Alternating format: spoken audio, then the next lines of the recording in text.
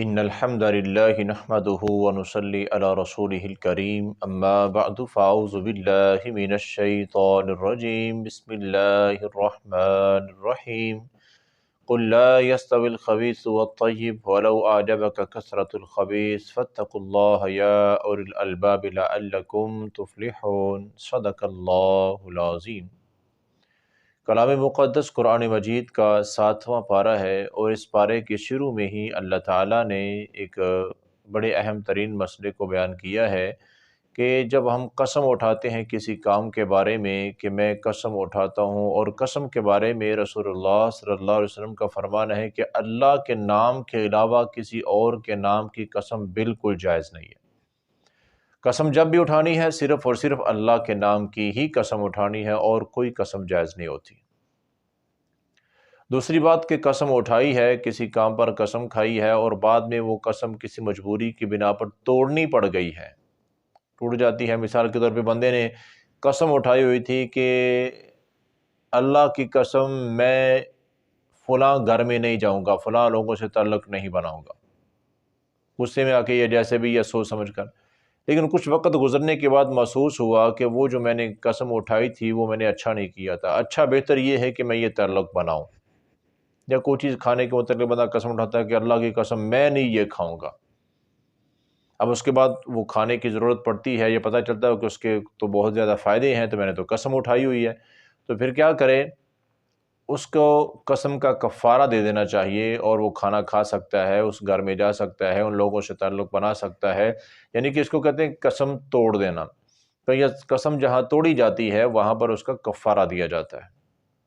اور قسم کا کفارہ کیا ہے؟ قسم جب ٹوٹتی ہے تو اس کا کفارہ جو ہے وہ اللہ تعالیٰ نے اس 7ویں پارے کے بالکل شروع میں بیان کر دیا ہے کہ قسم کے کفارے میں 3 چیزیں ہوتی ہیں۔ سب سے پہلا تو یہ ہے کہ 10 مسکینوں کو کھانا کھلا دیا جائے، 10 غریب لوگ ہیں ان کو کھانا کھلا دو، آپ کی قسم کا کفارہ ہو گیا، اب آپ کو گناہ نہیں ہوگا۔ اگر یہ نہیں تو پھر 10 مسکینوں کو لباس، کپڑا پہنا دیا جائے، لباس کپڑے لے کے دے دیے جائیں۔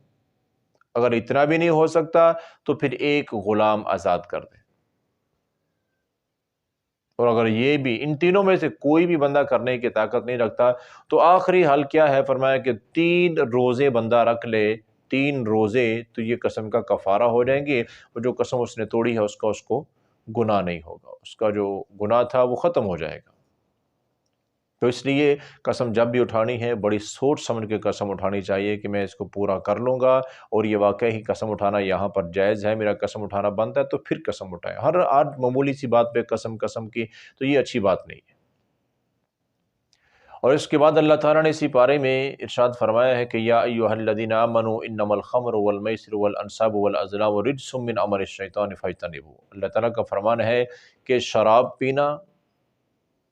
فال نکالنا، اور بت پرستی کے یہ جتنے بھی کام ہیں یہ سارے کے سارے حرام ہیں، یہ من عمل الشیطان، یہ شیطانی کام ہے۔ فاجتنبوہ، تمہیں چاہیے کہ ان سب کاموں سے بچو۔ شراب پینا یہ تو عام بات ہے، یعنی عام بات کا مطلب یہ ہے کہ یہ سبھی کو سمجھ آتا ہے آسانی سے۔ بت پرستی کے جتنے بھی کام ہیں، یعنی کہ کہیں کو بت ہے یا درخت ہے، لوگ اس کو پوجنا، اس کو ماننا، اس پہ منتیں مرادیں، تو یہ سارا حرام ہے۔ اور تیسری بات جو ہے فال نکالنا، اس وقت فال کچھ اس طریقے سے نکالی جاتی تھی کہ تیر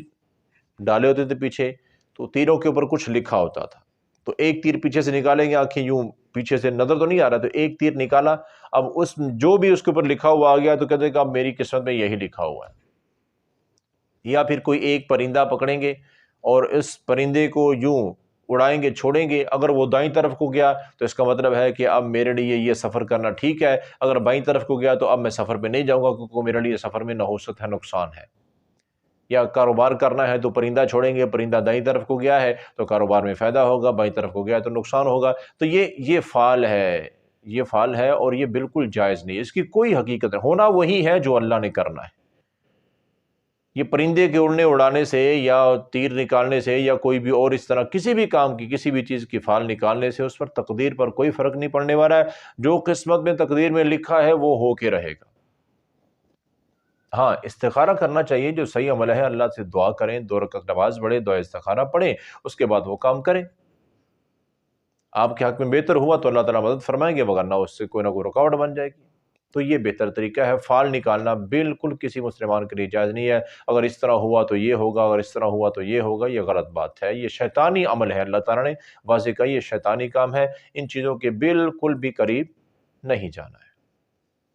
اور اسی طرح اللہ تعالیٰ کا فرمان ہے اسی پارے میں کہ قُل لَا يَسْتَوِي الْخَبِيثُ وَالطَّيِّبُ وَلَوْ أَعْجَبَكَ كَثْرَةُ الْخَبِيثِ۔ یاد رکھو کہ ناپاک اور بری چیز جو ہے وہ اچھی چیز کبھی برابر نہیں ہو سکتی۔ نیکی اور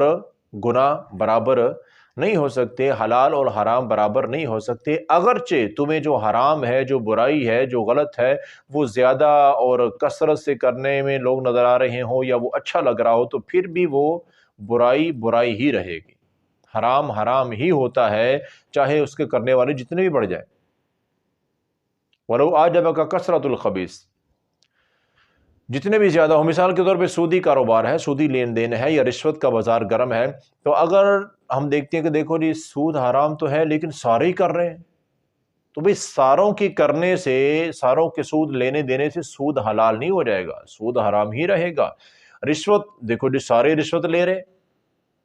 تو بھئی سبھی کے یا اکثر لوگوں کے رشوت لینے سے رشوت حلال نہیں ہو جائے گی، رشوت حرام ہی ہے۔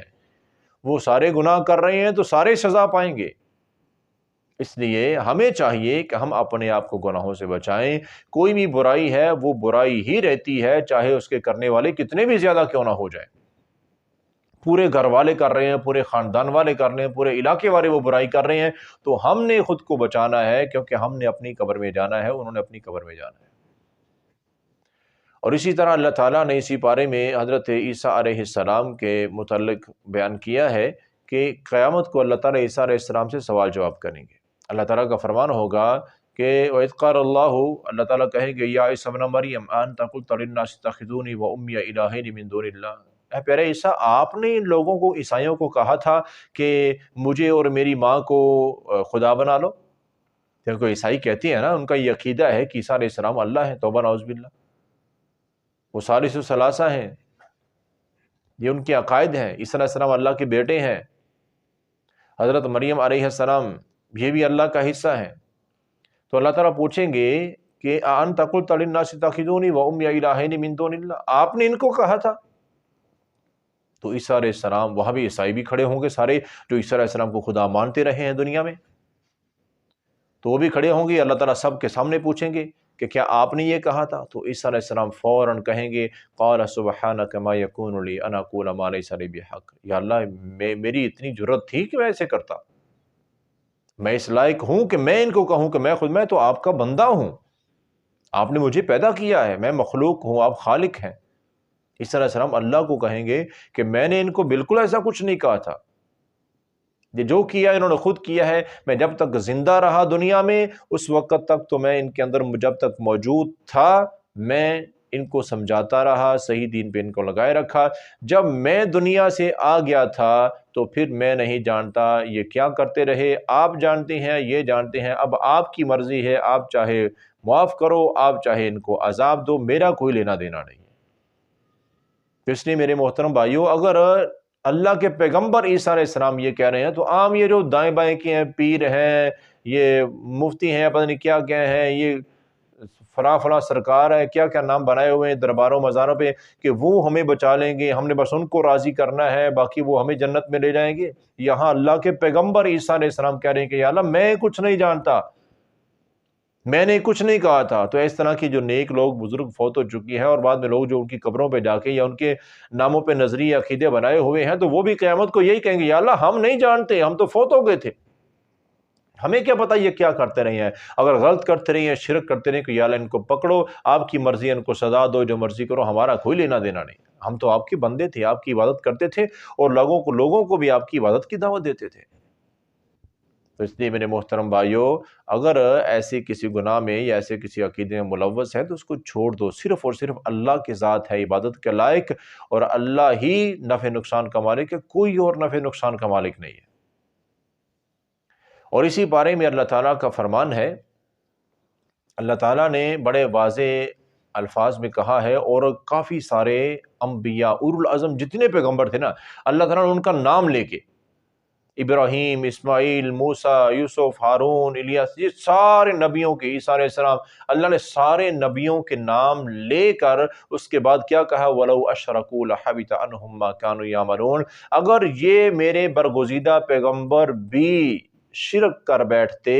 تو لَحَبِطَ عَنْهُمْ مَا كَانُوا يَعْمَلُونَ، تو ان کے بھی زندگی کے ساری نیکیاں تباہ ہو جانی تھی۔ اب مطلب یہ نہیں ہے توبہ نعوذ باللہ کہ انبیاء علیہ السلام سے کچھ شرک کا اندیشہ تھا، نہیں نہیں نہیں نہیں، مطلب یہ ہے کہ اللہ تعالیٰ ہم کو شرک کی سنگینی سمجھانا چاہتے ہیں کہ کتنا بڑا جرم ہے، اگر نبی بھی کر بیٹھیں تو ان کے بھی سارے عمل تباہ ہو جائیں گے، تم کیا چیز ہو، کبھی شرک کے قریب نہ جانا، وگرنہ تمہارا کوئی عمل بھی تمہارے کام نہیں آئے گا۔ تو اس لیے اللہ سے دعا ہے اللہ ہمیں شرک سے محفوظ رہنے کی توفیق عطا فرمائے۔ اور اس کے پارے کے بالکل آخر میں اللہ تعالیٰ نے ایک اور وضاحت کی ہے، بلکہ حکم دیا، اصول بتا دیا، وَلَا تَسُبُّوا الَّذِينَ يَدْعُونَ مِن دُونِ اللَّهِ فَيَسُبُّوا اللَّهَ عَدْوًا بِغَيْرِ علم۔ اللہ تعالیٰ کا فرمان یہ خاص کر کے جذباتی لوگوں کے لیے ہے۔ اللہ تعالیٰ کا فرمان ہے کہ تم مومن بن چکے ہو، مسلمان بن چکے ہو، اب جو لوگ غیر مسلم ہیں، جو اللہ کے علاوہ کو بتوں کو پوج رہا ہے، کو کسی فوت شدہ شخص کو پوج رہا ہے، کسی کو جس کو بھی جو کو پوج رہا ہے نا، ان کو سمجھاؤ ٹھیک ہے، لیکن ان جو اللہ کے علاوہ جن کو پوج رہے ہیں نا، ان بتوں وغیرہ کو تم نے کبھی گالی نہیں دینی ہے۔ اگر تم گالی دو گے ان کے جھوٹے خداؤں کو تو وہ تمہارے سچے خدا اللہ کو گالی دیں گے لا علمی کی وجہ سے، کیونکہ ان کو تو اللہ کا علم ہی نہیں ہے نا، تو وہ تو اپنی طرح ہی سمجھتے ہیں،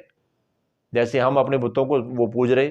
تو آپ اس لیے اللہ نے کہا کہ وَلَا تَسُبُّوا الَّذِينَ يَدْعُونَ مِن دُونِ اللَّهِ، کبھی بھی اللہ کے علاوہ پوجے جانے والے جھوٹے خداؤں کو کبھی گالی مسلمانوں کے لیے جائز نہیں ہے، اس کا انجام یہ ہوگا کہ وہ سچے تمہارے خدا اللہ کو گالی دیں گے۔ تو گالی دینا تو ویسے ہی میرے بھائیوں عام معاشرے میں بھی یہ قابل سزا ایک جرم ہے، جس کی سزا ہے اللہ تعالیٰ قیامت کو سزا دیں گے اگر کوئی بندہ گالی نکالتا، تو گالی تو بالکل عام معاشرے میں بھی نہیں دینی چاہیے، بجائے اس کے کسی اور کو اور کسی اور کے جھوٹے خدا کو گالی دیں تو اور جذبات میں طیش میں آ جائے گا اور پھر بہت جھگڑا فساد ہوگا۔ تو اس لیے اللہ تعالیٰ کا جو حکم ہے وہ یہی ہے کہ تم مسلمان ہو، مومن ہو، دین اسلام کی تبلیغ کرو اچھے انداز میں، تاکہ لوگ تمہارے قریب آئیں، نہ کہ لڑائی جھگڑا۔ تو اللہ سے دعا ہے اللہ تعالیٰ ہمیں جو سنا اور سنایا ہے اس پر عمل کرنے کی توفیق عطا فرمائے۔